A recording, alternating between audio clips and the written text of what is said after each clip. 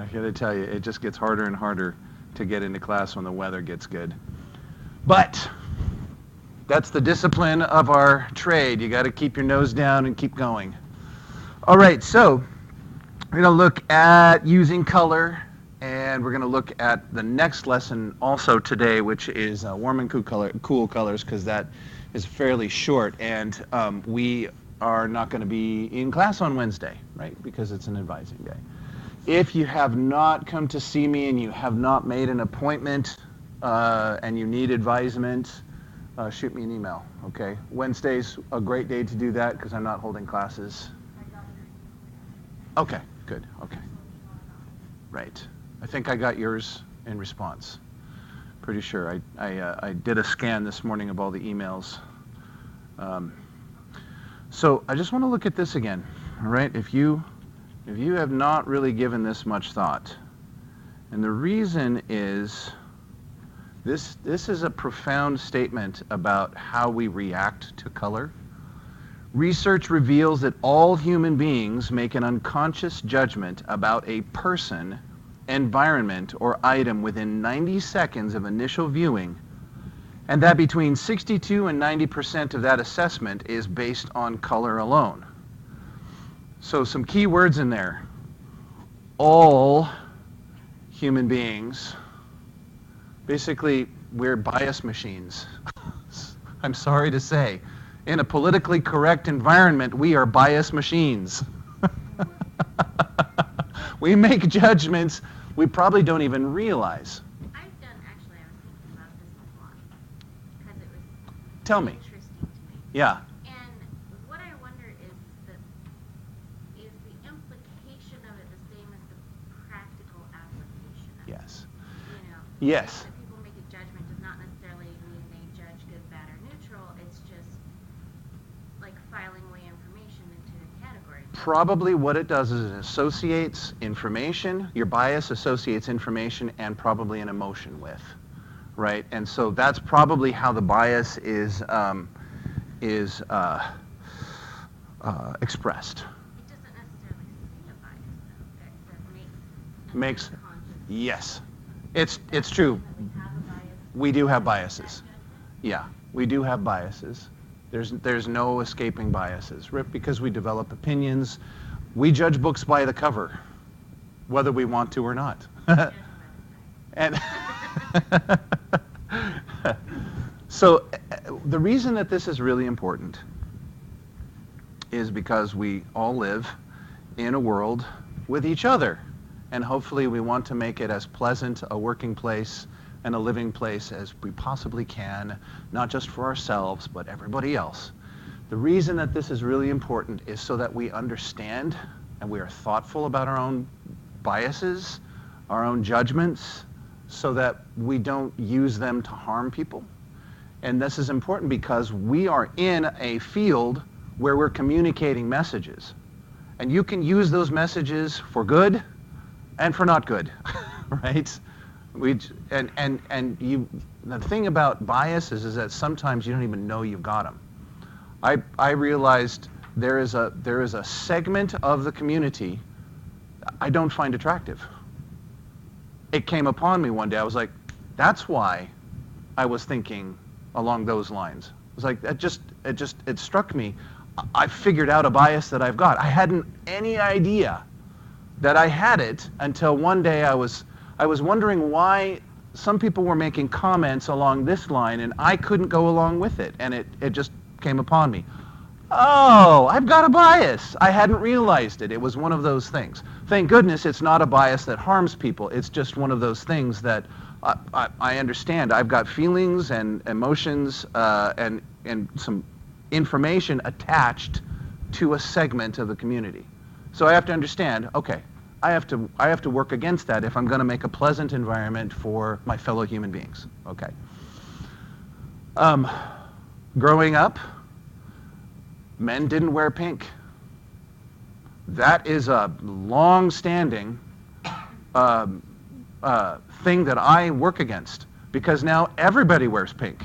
And I have to go, okay, it's a new day. It's a new age, right? I'm working against old school ways of thinking. You know, it's just that's a bias that was built into me culturally. Nobody ever said to me, no, my parents never ever said to me, pink is for girls, blue is for boys. I just saw it, right? And it affected me. That's how culture works, and culturation of a color works. And I do remember, you know, some of my young guy friends, you know how culturally sensitive young men are in general. You know, if a man wore pink, he was gay. That's just all there was to it, you know, and you just kind of like, you know, when you get older, you're like, how did that even happen, you know? So you become aware of your biases is what I'm saying, so that you can make a pleasant world for everybody where you're not making stupid assumptions and that kind of thing. Because you guys are image makers, you are actually conveying messages, and some of the messages that you're conveying probably will be subliminal, because color is that way. Color is very subliminal. All right. So let's see here. Color perceptions, right? Cultural subsets. All right, so I've got some old school impressions that I have to work against, all right? Older generations, if you are working in a market segment where your audience is older, you have to be aware of what their biases are, what their cultural expectations are, what messaging that you have to convey for that group, right? Because when you are a message maker, you have an audience, and that audience is usually fairly narrow, right? You're not creating messages to apply to everybody. That's just not possible. All right, so for instance, we've got black and red. This guy's wearing black and red. Pretty sharp, right? Power suit, right? Exactly. Black and red also has other associations. This one is symbolic, but it uses black and red. And if you were to market to, say, you know, the baby boomers, they may have these sorts of impressions, you know, back there in their memory and going, I don't really like that color combination. It doesn't work for me. So you just have to be aware of the generational issues regarding color and the symbology. Gender. All right. Now this is, it's funny to read about gender and culture, about you know, what we were talking about this earlier. I don't know the truth of this, but you were saying that pink was a boy's color at one point. And I've actually seen that before, like when they do the little videos on Facebook where they're like fashion throughout the American years and stuff. Yeah. And legitimate. Yeah. You know, pink and lace and ruffles, that was a boy thing. I will point out this. Uh-huh. When I was a kid, I grew up in a room that was like white. Yeah. I had white. I didn't have pink or blue or any of that. Yeah. But my mom always gave me, you know, sparkle and ragdoll, and they had to be pink for some reason. Yeah. She never asked me to pick my favorite color. No. Until I was like 16. She's like, "What's your favorite color?" Blue. Uh-huh. Oh. Oh. And now I have a blue room. Yeah, right. So. Yes, you know, when I was growing up, pink was for girls, blue was for boys. All right, that has drastically changed. Yeah, just assumed, right? That's enculturation. That's a cultural bias that she was operating under, right? Yeah, it's just this is the way things are done because we've been enculturated by it. All right, but there are some definite preferences regarding color in different cultures. All right, and gender can affect that. All right, so I'm going to read this statement.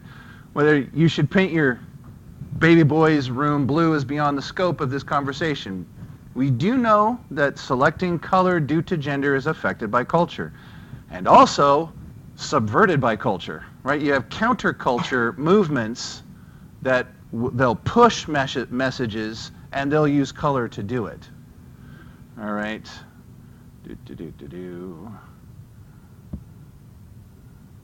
I remember when we did not know the gender of my third child, so they got green. They got green. It was really cool. I painted fish on the walls, green, and she loves it. Yeah. I don't think she ever complained about the color, at least I haven't heard it yet. And I think she would make herself heard if she really hated it. Yeah, exactly. She doesn't spend a lot of time in there anyway. I don't think it's a big deal. Yeah, maybe. I don't know. Age. As we get older, we tend to like brighter colors more.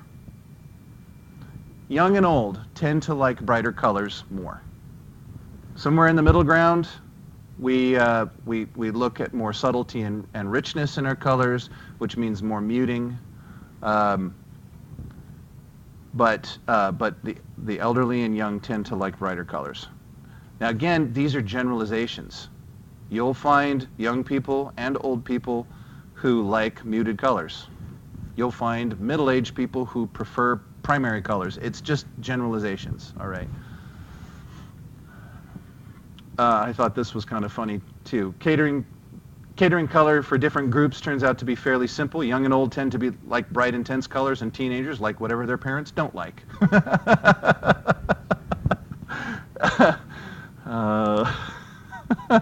I love that picture. That makes me so happy. Hate me. Yeah. Well, when you're out of the house, paint your hair whatever color you want. Polka dots, stripes.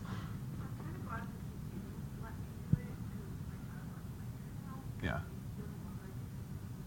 We change. There's I don't know, for me, growing up really happened between age 20 and 24. Life just radically changed in that. And all right, so what color do you think, what age group do you think these colors would appeal to?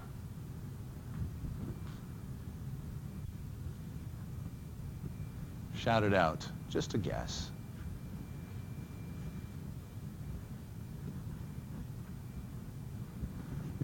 What do you think, Gavin?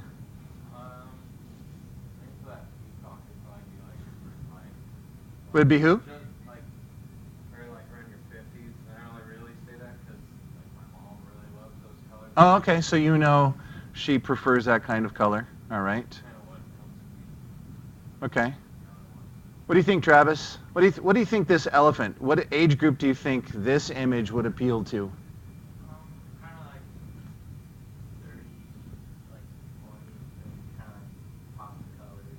Pop colors? Yeah. Okay. What do you think, Amy? Well, I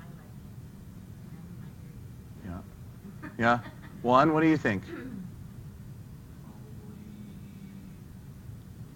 Probably 30s.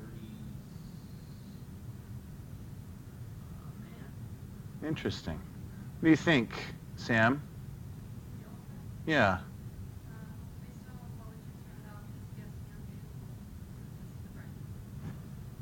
That's where I would have gone also. But it's interesting that there are 3 or 4 are saying in their 30s, which... They're not,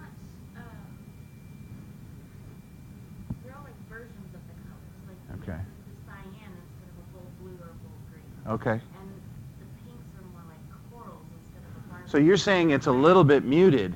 Yeah. It might be enough to bring it down into the middle age groups? Okay. I don't think there's a right or wrong answer to this unless we actually took a survey.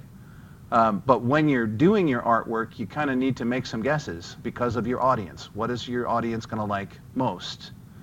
All right. I see a lot of those colors in like patio furniture and stuff like that geared to moms in my age group. Okay. Those colors, 'cause Yeah. you get like the coral blossoms. And do they seem to appreciate it? Yeah. They like that? Very good right now. Okay. How about this one? What age group do you think that this image is going to be enjoyed most by? Emery, what do you think? This, yeah. What do you think the colors here, as far as the age group go, who's that going to be enjoyed by most? I have to say, late 30s to 60s. Late 30s to 60s? Okay. There's no right or wrong answer to this. It's not something I like, but I know my Yeah. Well, if you can think about mostly color rather than content, if you can divide those out just a little bit. This is fairly rich. I mean, it's not high contrast. There's a lot of richness in the color combinations. I'm guessing that this would not apply as much to the young and old, but somewhere in the middle ground. Those are nice, like in the house colors. Yeah. Like you have to cover the creepy face. Right. Yeah, exactly. Yeah, if you can cover up the face with a thumb, that disturbing eye, that's kind of, yeah. All right. What about this one? What do you think, Travis? 20s and teens, Okay. kind of pop colors, they'll catch their attention. High contrast, bright colors. I guess relate to picture. Okay, so now here's a little pop quiz. Gavin, high saturation of this red or low saturation?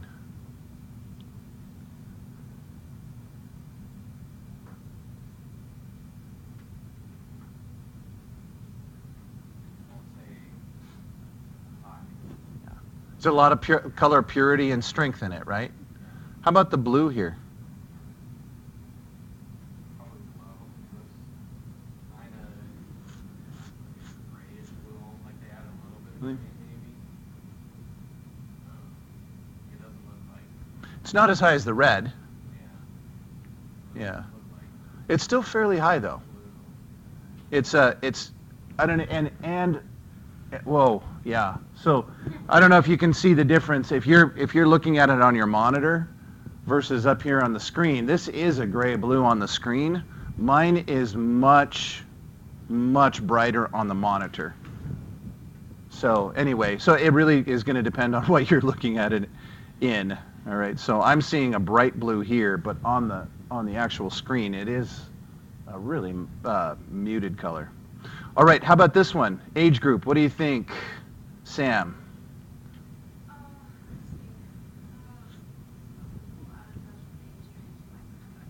Different, let's say, like, 3 to 5. How much? Teens. Teens? Really? Looks like something on TV Okay. and Ah, Yeah. okay. So this orange is probably where you're making most of the decision, right? well, the way that I was looking at it was Just the way it was drawn. So it's content that's really affecting much of your decision, probably. Yeah. Yeah. Okay. All right. So color harmonies. We talked about color combinations, about complementary colors, triadic colors, split triads. Really, that has to do with bringing colors together that work together, right? And this is something that my design teacher really talked about a lot. That if you say that beauty is in the eye of the beholder, it really is kind of a cop-out. What that means is you're not responsible as a designer to choose good colors, right? Because beauty is in the eye of, on the other side. It's the viewer who decides whether it's beautiful or not. I can produce as much crap as I want to. right? That's a bad approach. All right, if you're thinking beauty's in the eye of the beholder, I do whatever I want, I can let them enjoy it. That's just bad practice in my view, because you're always designing for an audience. There's a specific audience that you're going to be designing for, and you need to know what their color preferences are if you're going to communicate properly with them. Okay? So there is a bit of beauty is in the eye of the beholder. Everybody perceives color differently, but you need to need to put your best foot forward when you're creating artwork. Okay, knowing something about your audience. All right. Let's look at color harmony hints. Okay. A good way of creating imagery is to choose a single dominant color. And from there, pick your secondary colors, your accent colors, and so forth. Okay? So if my dominant color is a green, right here, and I choose accents that are related to the orange, they're going to look generally very good. And the green, this right here is just a light version of this. All right, so that we've got color coordination going on, and we're keeping it simple. Big dominant color, related accent colors. Okay, so I've got an orange. I've chosen an orange here, and then this is a lighter version of this. So basically, I'm using two colors. That's really all I'm doing, is using two colors, just different versions of the same colors. All right? Same thing here. If I choose this, these are basically different versions of orange. All right? These are complementary. Blue and orange are. They're muted, right? They're not pure colors. All right, this is basically the same thing up here. All right, we've got a dark blue, a medium blue, we've got orange and a lighter orange. So we're basically just using two colors. Now, the dominant color is this one here, obviously. Okay? And as you're working, you might decide, you know what, I need more color in there, or this is just not working, I'm going to pull a color out. Experimentation is really, really important when you're working with color harmony. And I would just really encourage you to, as you're creating your artwork, to experiment a lot. All right? Don't fall in love with a color and stay there, but always try something different. All right? So, what would you say the dominant color is here on this image? You're probably better off looking at your computer monitor, because up here it's really muted on the screen.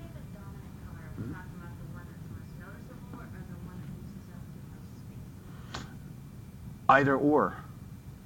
It could be either or, right? It's more of an impression than a specific. Okay, so what would you say that? Let's start with this. What are the colors that you see in here?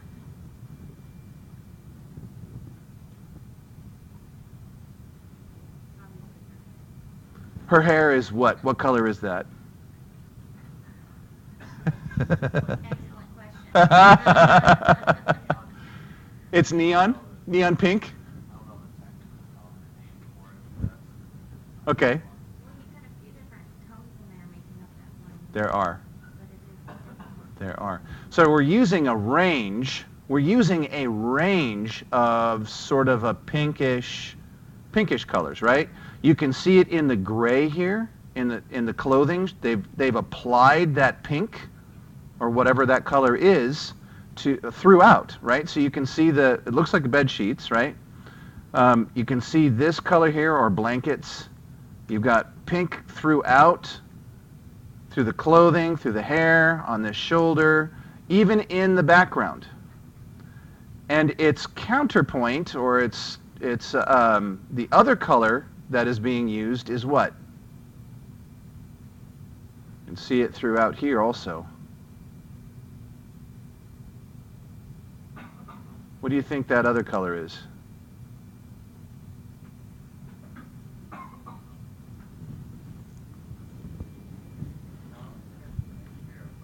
Speak up, Travis. It looks like a mixture of brown and green. Okay.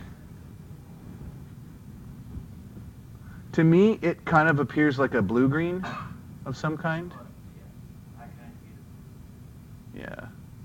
That's what I'm seeing in here. So basically, this is using a two-color color scheme. You've got pink and green. Pink and blue-green, I don't know. And they are mixing in other colors. So you can see this flesh tone is neither pink nor green, but they've added touches of it throughout, right? So you can say this color scheme really is kind of pink and green. They're using those two colors throughout, no matter what other colors are being used. You can see it, all right? So this is one way to keep your colors harmonious, is to use them throughout the entire piece, okay? What are the colors being used in here? What do you think, Emery?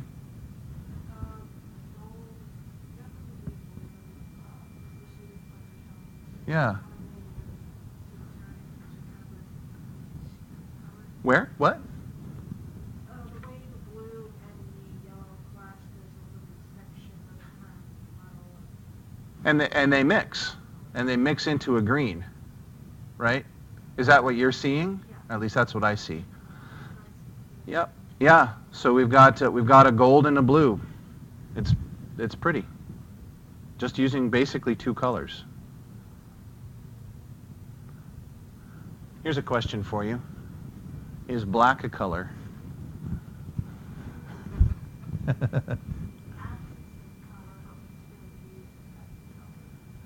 about white?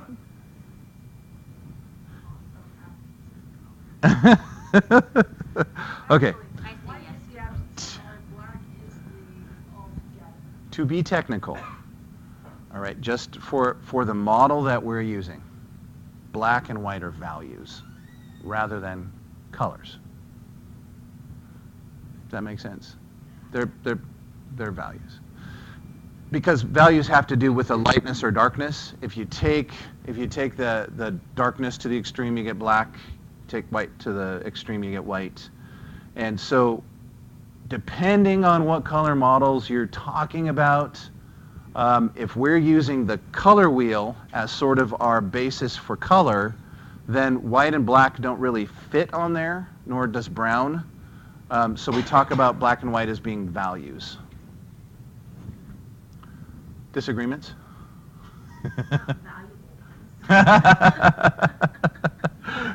Okay. Color scheme here. What do you think, Gavin? Red, green, and then notice how like the background's kind of like a grayish blue mixed with kind of like the peach color almost. Yeah. So this one is a little bit, has a little bit more depth to it. I'm seeing kind of pink tones back here. I'm thinking they're trying to coordinate with the apple just a little bit. Can't quite tell. You see a little bit of green down in here, it looks like. So they're using the colors throughout. Okay, disharmony. Does art, here's a philosophical question for you. Does art need to be beautiful to be art? I see no's. Really, come on, guys, somebody argue with me here. It doesn't have to be beautiful. It can be, I mean, yeah, it can be a lot of things. Exactly. First to judge what is it's completely. If you've ever seen the image, maybe I'll pull it up here. This is a well-known piece of art.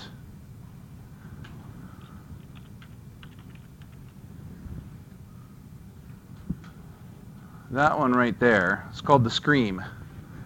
Definitely unbeautiful. You like it? Definitely communicates a message.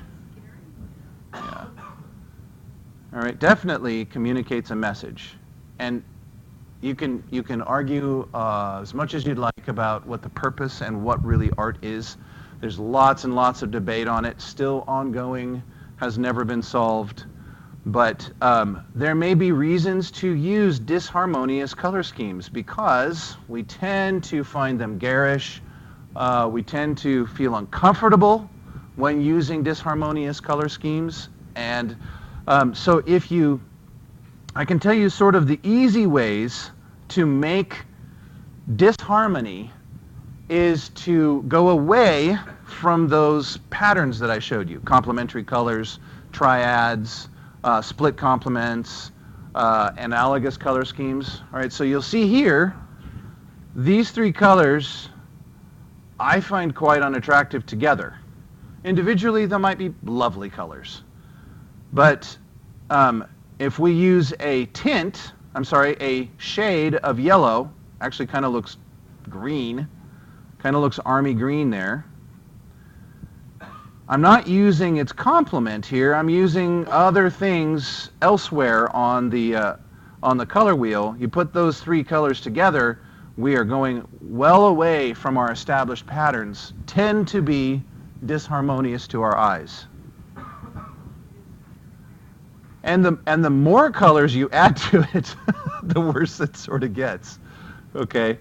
So disharmony is basically find the colors that are not on those standard color relationships that we talked about, and you can create disharmony. Thoughts about that?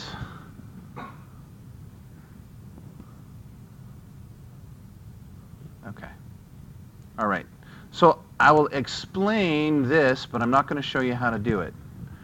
All right. So you guys remember the Epic Color poster? You're basically going to use this as your basis, okay, and for practice, okay?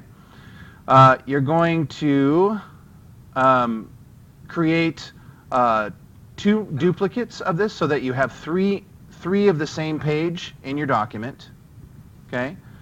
Then you're going to leave the first one alone, so that's your original. So you're going to be able to compare it to your original, okay? On page 2, create a disharmonious color scheme on it. You're actually going to try to make it ugly. Okay. My first class of students that I assigned this to were just so baffled why we would even do this, right? That way we can watch a grade of going like Just, I dare you to make me uncomfortable while grading. challenges. Okay. All right. Okay, so choose a disharmonious color scheme for page 2. Now, I want you to grab, can we grab, where is, using white circles on the color wheel to show your choices. I'm looking for that color wheel, just the regular color wheel. Yeah, okay, I'll see if I can post it, okay, before you guys get to it. Anyway, what you're going to do is the same thing as you did here. The colors that you choose, put a white outline circle on those colors so that I can see what you chose intentionally. Okay, that's page 2. Page 3, choose colors you think would most appeal either to mature men or mature women. All right, so we're talking older people. What I want you to think about is audience, most specifically audience. If I told you to choose colors that applied to teenagers, that would be an audience that you're composing your work for. All right, but choose a color scheme that you think would apply to older men, mature men, or mature women. I was going to say, is mature a really gentle way of saying old, or are we talking about a different age range? I would let you interpret that. It's really up to you. Okay. All right. And then again, you're going to put white circles on the color wheel. And let's see, make sure to choose one dominant color and at least one other color as an accent. So you're kind of using the two-color scheme for page 3. Okay? All right, and then label it, whether you chose for mature men or mature women. All right. So any questions about this? You're going to have 3 pages in the document, 1 disharmonious color scheme, 1 harmonious color scheme targeted to mature men or mature women, label it, and then you're going to put the color wheel in there and show me which colors you chose. Okay. I'm going to see if I can find that color wheel that is plain, and I'll try and put it in here as a link.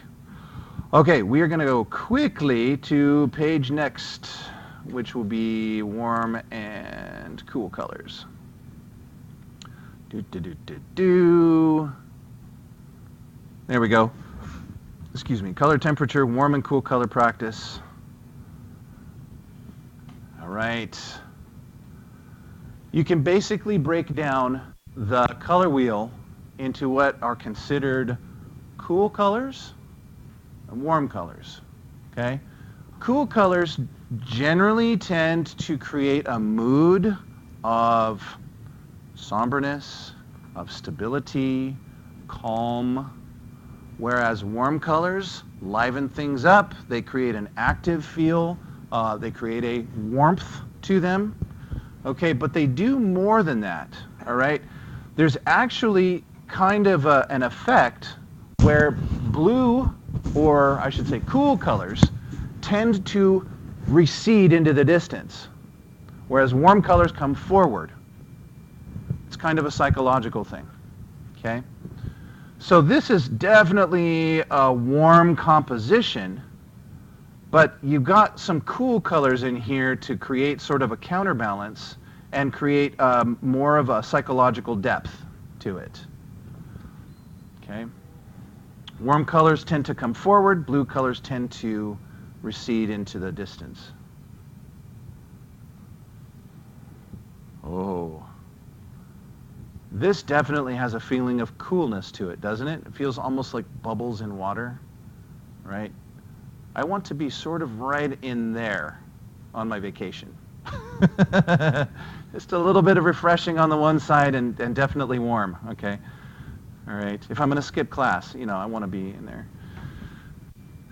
There's definitely a heat coming off of here, and this is sort of receding, isn't it? Has the feeling of sort of going back, receding, whereas the warm colors are coming forward. I like this picture a lot.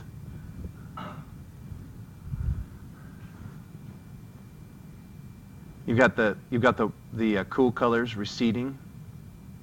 You have that definite warm color right there. Okay. So, overall impression.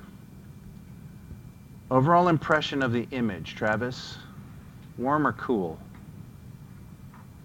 Cool, but like with a very tiny hint of flower. That warm color pops because the cool colors are kind of receding, right? You get that impression of that really jumps forward. All right. Sam, warm or cool composition? General impression. Warm. This one's harder. Anybody want to take a brave step forward and say what you think that is?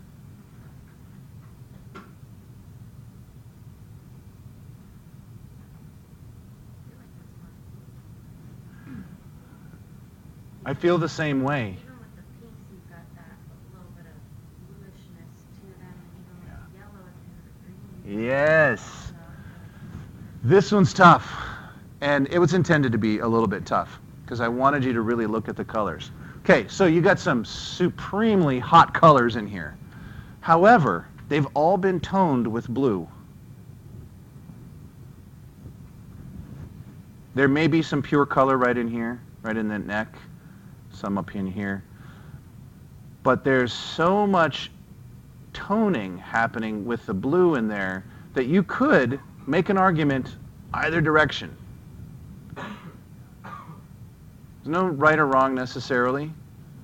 I just want you to really sort of observe what sort of effect, if you tone an image with a warm color or a cool color, you're really changing the flavor of that image. All right, Amy, warm or cool? General impression. Cool. Feels cool to me also. Gavin, what do you think of this guy? Warm or cool? Cool. Definitely feels cool. Even though there's warm tones in here, the general impression is cool. Those warm colors have been toned probably with this green. This is really an example of one of those two-color pictures, right? They've chosen a dominant color, which would be the green. They've chosen probably kind of a peachy color as their accent, and they're working all those colors together. 1, warm or cool? What do you think? Warm. Definitely. That's so warm you could burn yourself on it. All right, here's an effect that I want you guys to see if you can notice this in nature. If you have warm light, it tends to cast cool shadows. If you have cool light on the bluer side, it tends to cast warm shadows. It's a really strange effect, but if you're conscious of it, you can use it, all right? So we have a cool light, kind of a bluish light along here, and you can see on this shoulder blade right here and back in here, warm shadows. The painter on this one knew his business. He can see the difference, the cool light, warm shadows. We got warm light on here, cool shadows. So you can see the blue that's been added in there. Creates a very realistic type of thing. So I've got a light fixture in my house and ran out of light bulbs. So we got some, what are they called, daylight? Daylight photos, or light bulbs. And so half of my light bulbs on this strip were warm colors, and half of them were cool colors. And they're both hitting the faucet, and I noticed down in the sink, on one side, a warm shadow, and on another side, a cool shadow. I could actually see it in my bathroom sink. The effect was just so plain, the difference between the two.